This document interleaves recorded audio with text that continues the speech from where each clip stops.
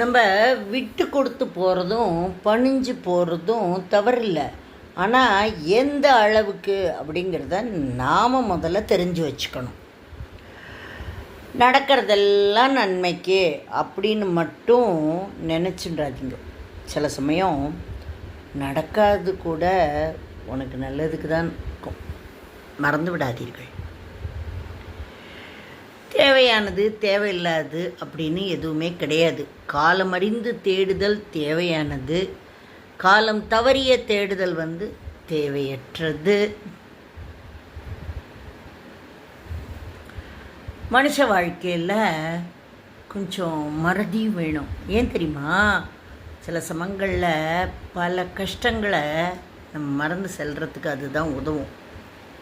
எதை தொலைச்சாலும் நம்ம தேடி கண்டுபிடிச்சிடலாம். ஆனால் தொலைச்ச வாழ்நாளை நம்ம தேடவே முடியாது. அதுவும் நம்ம வாழ்நாளில் அடுத்தவங்க அவங்க வேலைகள்லாம் நடத்திட்டு போயிருப்பாங்க பாருங்கள், நல்லா இருப்பாங்க லைஃப்பில். நம்ம டயத்தை பூரா உடல் பொருள் ஆவி எல்லாத்தையும் யூஸ் பண்ணிவிட்டு ஹூ ஆர் யூன்னு கேட்குற சில ஜென்மங்கள் இருக்காங்க லைஃப்பில்.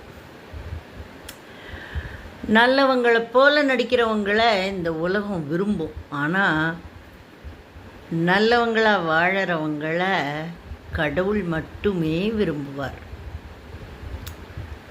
தன் கஷ்டமும் கண்ணீரும் வெளியில் தெரியாமல் ஒவ்வொரு மனிதனுக்கும் சிரிப்பு அப்படிங்கிற முகமூடி கண்டிப்பாக தேவைப்படுது இல்லையா?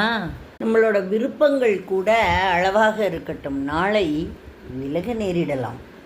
வெறுப்புகள் கூட அளவாக இருக்கட்டும், ஏன்னா நாளை பழக நேரிடலாம். எல்லாமே ஒரு அளவாய் இருக்கட்டும். ஓகேயா? ஓகே. இப்போது திருமணத்தை போய் 7 அடி வைக்கிறோம். எதுக்கு? முதல் அடி பஞ்சம் இல்லாமல் வாழ, 2வது அடி ஆரோக்கியமாக வாழ, 3வது அடி நற்காரியங்கள் எப்பவும் நடக்கணும், 4வது அடி சுகத்தையும் செல்வத்தையும் அழிக்கணும், 5வது அடி லக்ஷ்மி கடாட்சம் பெற வேண்டும், 6வது அடி நாட்டில் நல்ல பருவங்கள் நிலையாக தொடர வேண்டும், 7வது அடி தர்மங்கள் நிலைக்க வேண்டும். இதுக்காகத்தான் 7 அடி வைக்கிறோம். ஓகேயா? இதெல்லாம் தெரிஞ்சு எதுக்குன்னே தெரியாமல் 7 அடி வச்சுட்டு உட்காந்துட்டுருக்கோம். அமைதியை விட நல்லதொரு ஆயுதம் இல்லை, ஆறுதலும் இல்லை. உன் வாழ்வில் விரைவில் அற்புதம் நடக்கும்.